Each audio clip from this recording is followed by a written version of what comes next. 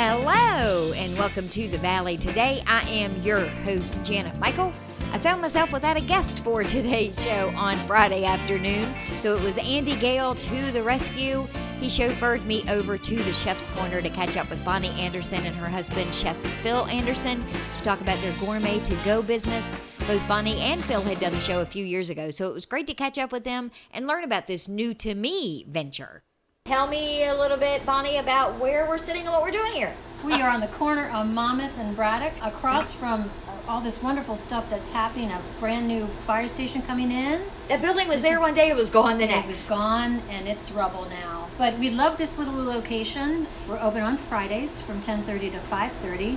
And we have something called Gourmet to Go. And there have been several people while we've been standing here that have gourmeted and gotten. Yeah. They do pre-orders. You can find our menu on Saturdays.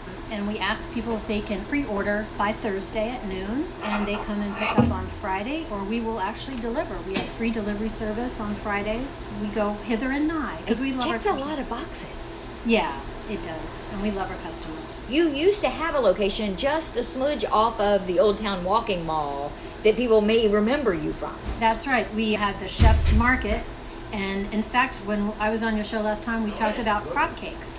That's right. Yeah. I remember. And then you have My Buddy's Nuts. My Buddy's Nuts. Who can forget that? The delectable, wonderful My Buddy's Nuts. I always get excited when I am having someone on the show that's talking about a festival or an event of some sort that they're having, and they start running through the vendors or the people that are going to be there, and your name is on that list. I'm always literally like Buddy the Elf going, I know her, and those nuts are delicious. You know me and you know My Buddy's Nuts. Right.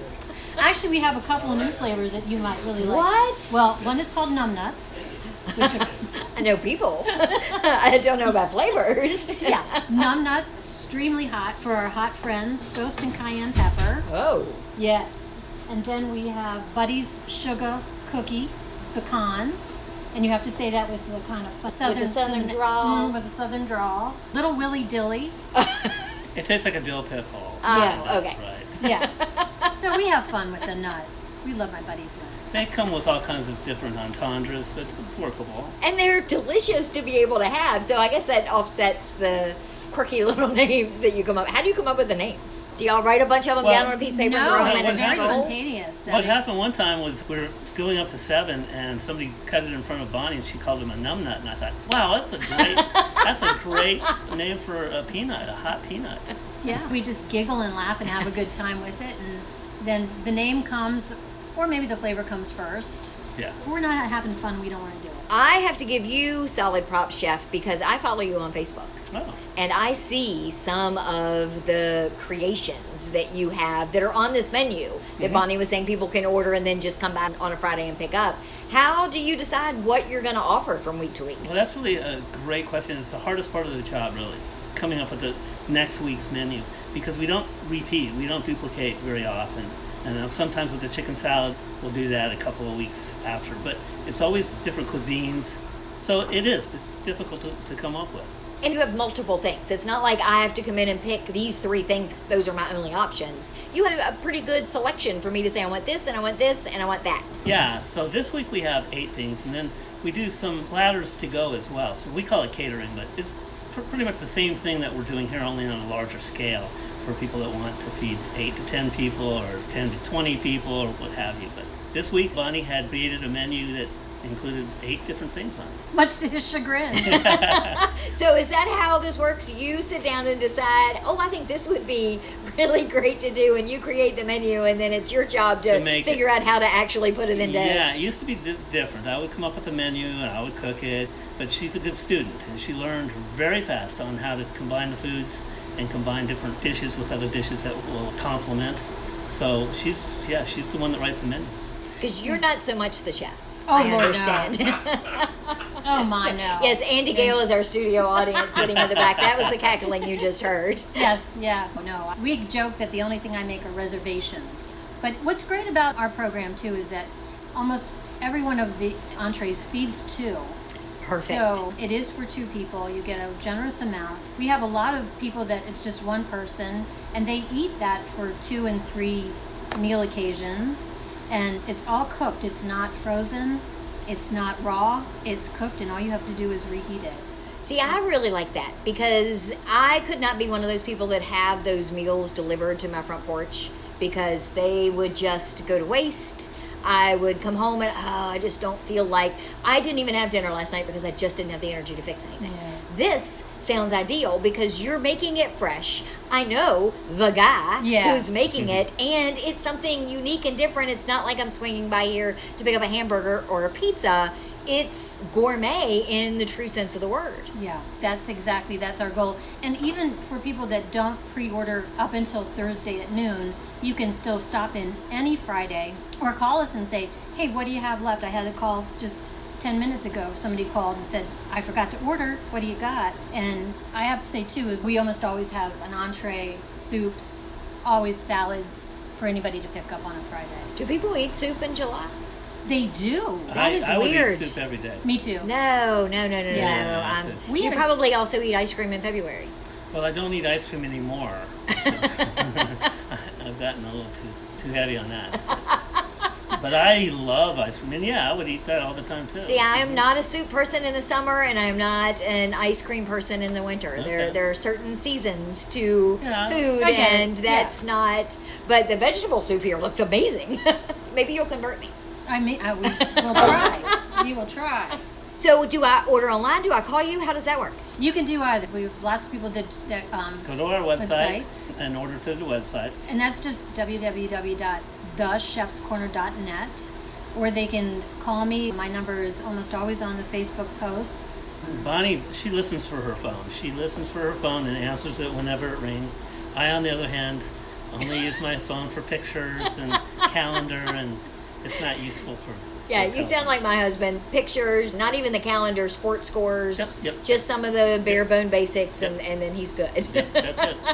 So when you mentioned a second ago about having the trays and doing catering, so that means I can call you up when it's my turn to be the one that provides the lunches for my United Way board meetings. Yes. You do a lot of those kinds of things? We do. We're not a full-service caterer, but we do provide food, and you can come pick it up or we'll drop it off, just as we do with our other products. And we do a great box lunch. Everything's in it, including the beverage if you need it. So you get it ready to go. Take it, or we deliver again. We bake our own breads, and we make our food from scratch, so it's a healthy alternative to some of the stuff that's available out there. Have you done the restaurant thing? How did you end up being the chef here in this way? Yeah, so... That sounds like a story. It's a long story. I am in my 60s, and I started young. My grandmother was a fabulous cook, and she thought by keeping the family together and longer, she would have to provide more and more food, just keep feeding us.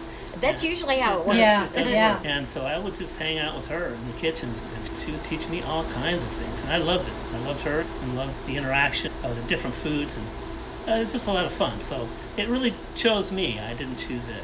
I've been doing it ever since. It's such an interactive thing. I think sometimes people think of a chef and they're always in the kitchen. You don't really get to meet them when you go to a restaurant, but this gives you the opportunity to have the conversation with you and for you to say, oh no, this is how I do this particular thing and this is why I do it this way, or here's a tip when you go to reheat this up. I love having those kinds of relationships with people who know what they're talking about. Yeah. And Bonnie wants me out there as much as possible in front of the customers and our friends. But she's really the one that I always say that I was in the corner drinking a beer and she was on a table with a lampshade on her head when we met. Because she is the social one and I'm not really not. I'm sorry, Bonnie, that's not hard to imagine. I know. And then how did the nuts come out of all of this? Were you the chef first and then? He was actually corporate Harris Teeter. I was director of fresh foods for Harris Teeter for 15 years, and I would cook these nuts for all the internal catering that we had in the buildings, and everyone loved these things. And Bonnie would say, you need to stop working for Harris Teeter and start working for me. And that's how it ended. That's how it started. We got a kitchen in Charlotte, North Carolina, and we made a bunch of nuts, and we sold to Whole Foods and Amazon and Total Wine and all kinds of different places wholesale, and we decided for us wholesale wasn't the way to go. Yeah, we thought retail might be a better option for us. But we weren't leaving My Buddy's nuts behind. Nope. No sir. Nope. No sir. We had to bring My Buddy's Nuts wherever we go. And you set up. When I talked earlier, you set up at festivals. People can buy them here. We'll come back after the break for the rest of our conversation with Bonnie Anderson and her husband, Chef Phil Anderson, from the Chef's Corner in just a couple of minutes. In just one day, you can help shape a stronger, more connected community. On September 19th, United Way of Northern Shenandoah Valley will lead Day of Caring, the region's largest single-day volunteer event. Over 900 volunteers will roll up their sleeves to help local nonprofits with projects that matter. Painting classrooms, repairing shelters, planting gardens, organizing food pantries. Whether you're a business looking to sponsor, a nonprofit in need of an extra set of hands, or a neighbor ready to serve, there's a place for you on Day of Caring. This is what community looks like when we come together. This is care in action. Learn how to get involved at unitedwaynsv.org/dayofcaring or email dayofcaring@unitedwaynsv.org. One day, hundreds of hands, lasting impact. Join us.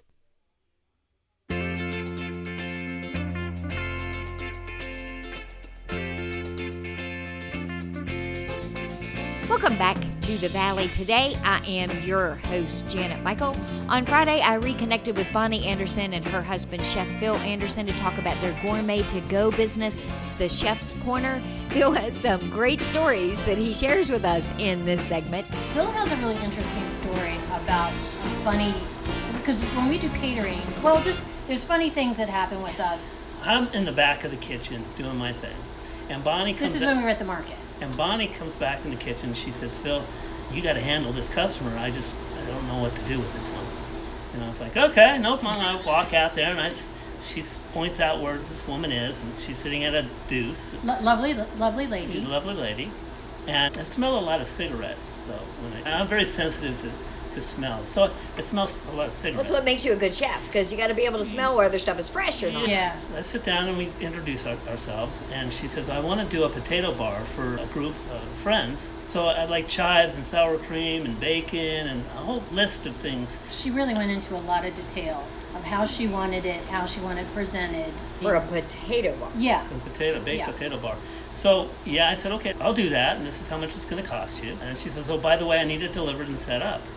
I said, that's not what we normally do. We're not a full-service caterer, but I'd be happy to drop by and show you how we put this together. I get all the mise en place is what we call it together, and I put it in the car, and I drive it down to the address.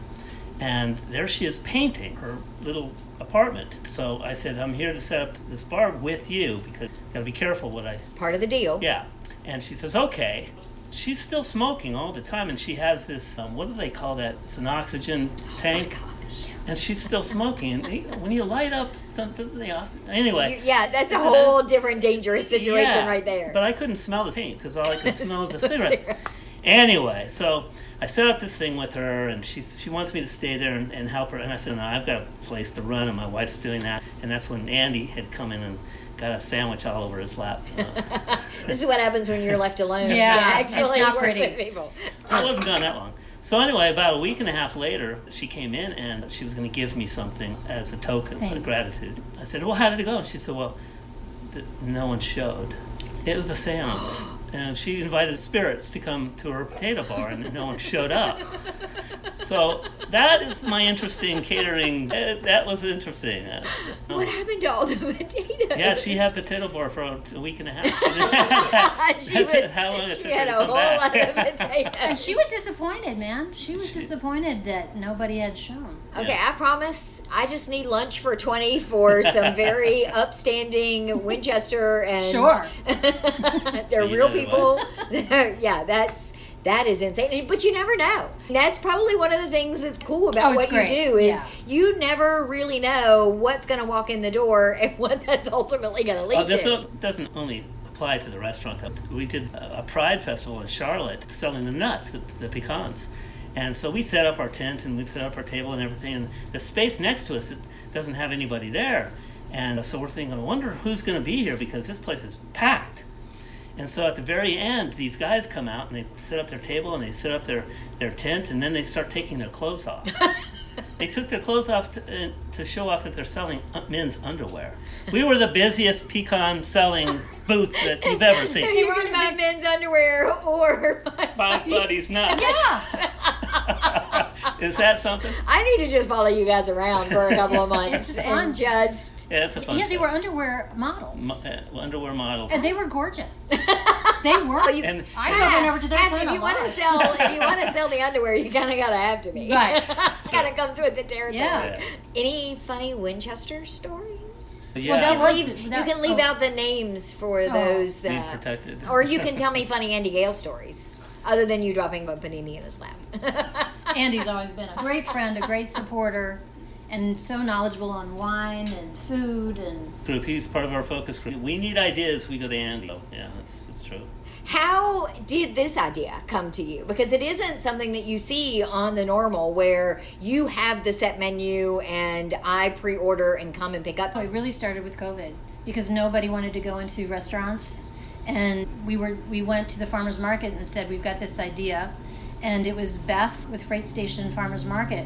We had sold the nuts there before, and she said, "Come on and give it a try." And so we brought the full. We didn't have this much on the menu, I don't think, but people would come. We sat in that parking lot during Thanksgiving when it was pouring rain. Nobody else was there, and we were handing them. They didn't have to get out of their car. We just handed their dinner, and they would drive off. They didn't want to go inside. Do you get special requests? Do you have people that are maybe regulars that are like, hey, I'd really like to have... Are you kidding? X, All the time. Good Lord. Okay, so now I need to know what's the weirdest thing somebody has said that they want you to make, other than potatoes for spirits. The thing is that I'm not going to do somebody's grandma's recipe because it's never going to be as good as grandma's. Right. And so why even try to compete? And so I kind of stay away from those kind of requests where here's the recipe, can you duplicate that? Actually, we had somebody who called and wanted, it was a very last minute service for a funeral. And they were so specific. This guy was a big, Philadelphia Eagles fan or something, and wanted all of this, a whole litany of Philly stuff. Philly stuff. And Phil said, they're never going to be happy with this because it's just too specific. And there's many others, and we always say this, especially Phil says this, if somebody else can do it better than us, we will recommend that person. Yeah, go to them. Because you're going to be happier that way, and that's what we want. We don't have just customers, they're friends. If you come in here, you're a friend. There's been a steady stream of people, and you've known everyone. Not one of them has walked in this door, and I got the sense that they were a stranger, which I think is also kind of double fun. Yeah, but we need more strangers to come in. You need more strangers Come to become your strangers, friends. Come on, yes, exactly. So people are listening on Monday, the 20 whatever of July. Where can they find your menu to order before this coming Thursday? They can go right on the www.thechefscorner.net. It'll come out on Saturday. So it's already up. It's already when people up, are listening. And then they can get online and order or call me. All the information's right there. And again, they'll pick up on Friday, or we deliver. We have a full delivery service. Phil goes out and delivers all the time, especially we have a lot of shut-ins. We have a lot of people that just can't get out. And we get that, and we want to make that service available. My biggest inside information was you were saying earlier with a woman that was here picking her stuff up that you make deliveries to Stephen City, which means you'll make deliveries to Middletown. Nobody delivers to Middletown from Winchester, so I'm thinking, this is going to be fantastic. I met one customer the first time 5 years ago when we opened this place, 4.5 years ago or whatever, and that's the only time I've seen her. I've never seen her, and I do it every single Friday. I have for 5 years. She said, if I'm going to order from you, you must deliver. Yeah. And he's got a special... I have a special knock. So she knows it's you leaving the food at the door. She does. Yeah. She won't open the door. No, she won't open the door. She waits till I go. I've never seen her about it in those 4.5 years. Just that one time. Crazy. And yet we feel like we know her because she gives an order. She'll And tell she us... replies...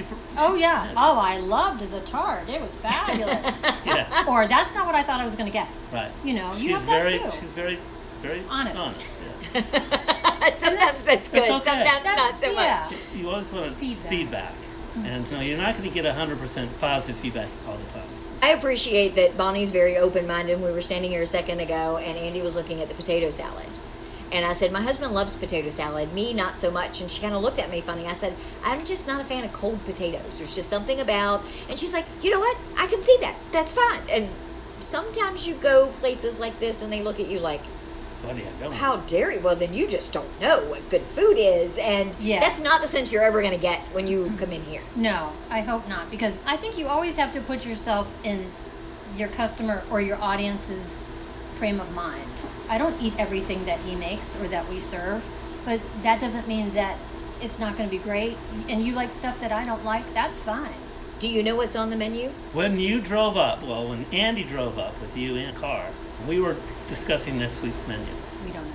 We don't know. We haven't decided yet. She bounced from coconut chicken to coconut shrimp, and then she's, what side am I going to put with that? And so that's where we were. I would like some coconut shrimp with a side of coleslaw and something a little chocolatey as the dessert. Can we make that work?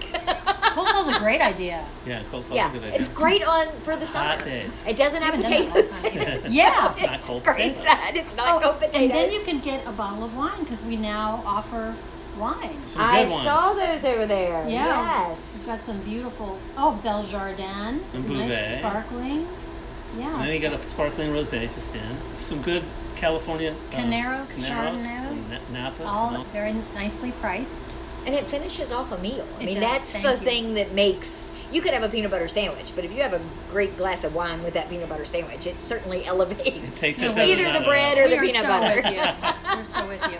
Well, Bonnie, Phil, thank you both for letting Andy and I come you. rolling up in here literally at the 9th hour and throw mics in your face and say, hey, tell me some catering stories and let's talk about the Chef's Corner. I appreciate it. Thank you. Thank you. We Yeah, that appreciate was you. awesome.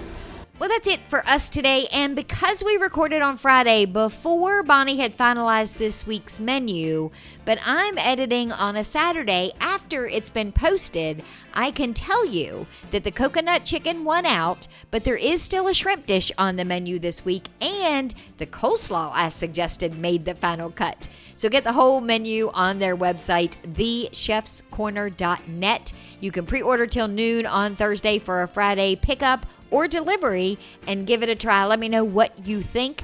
I will be back tomorrow with a brand new conversation for the Valley today, just a few minutes after noon.